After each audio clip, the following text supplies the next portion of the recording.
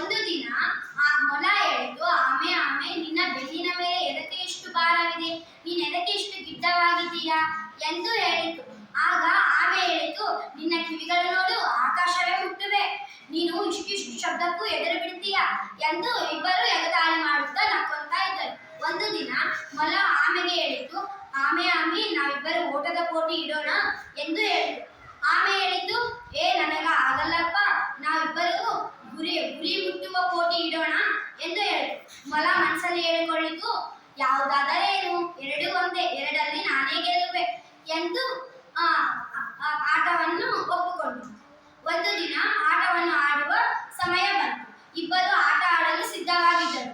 ಆಗ ಮೊಲ ತುಂಬಾ ವೇಗವಾಗಿ ಓಡಿತು, ಆಮೆ ನಿಧಾನವಾಗಿ ಬರುತ್ತಾ ಇತ್ತು. ಮೊಲ ಅಂದುಕೊಳ್ಳಿತು, ಇನ್ನ ಬಂದಿಲ್ಲವೇ ಈ ಆಮೆ, ಅಷ್ಟುವರೆಗೂ ನಾವು ಗೆಜರಿ ತೋಟದಲ್ಲಿ ಗೆಜರಿಯನ್ನು ತಿನ್ನೋಣ ಎಂದು ಗೆಜರಿಯನ್ನು ತಿಂತು.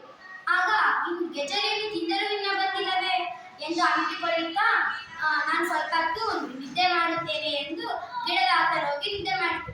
ಆಗ ನಿದ್ದೆ ಮಾಡುವುದನ್ನು ಆಮೆ ಕಂಡಿತು. ತುಂಬಾ ಅದನ್ನು ವೇಗವಾಗಿ ಓಡಿತು, ಗುರಿಯನ್ನು ಮುಟ್ಟಿತು. ಆಗ ಮೊಲ ಎದ್ದೋಡಿ, ಇನ್ನ ಬಂದಿಲ್ಲವೇ ನಾನು ಊಟವನ್ನು ಮಾಡಿದೆ, ನಿದ್ದೆ ಮಾಡಿನೂ ಎದ್ದೆ, ನೋಡೋಣ, ಅಲ್ಲಿ ಹೋಗಿ ಕಾಯೋಣ ಎಂದು ಅನ್ಕೊಂತ ಅಲ್ಲಿ ಗುರಿಯನ್ನು ಮುಟ್ಟುತ್ತಾ ಹೋದೆ. ಆಗ ಆಮೆ ಆಲ್ರೆಡಿ ಗುರಿಯನ್ನು ಮುಟ್ಟಿತ್ತು. ಅದಕ್ಕೆ ಇತಿಹಾಸ ಜಾಸ್ತಿ ಪಡಬಾರದು, ನಾನೇ ಗೆಲ್ಲುತ್ತೇನೆ ಎಂದು ಸೊಕ್ಕು ಆಕಾರ ಇರಬಹುದು.